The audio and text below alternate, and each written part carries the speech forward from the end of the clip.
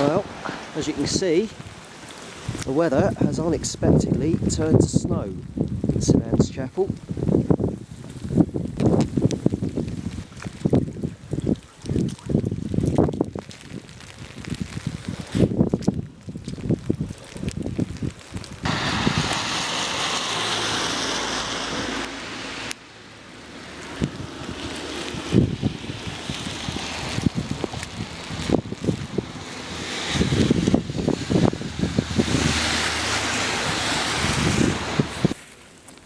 Got probably about ½ inch at the moment.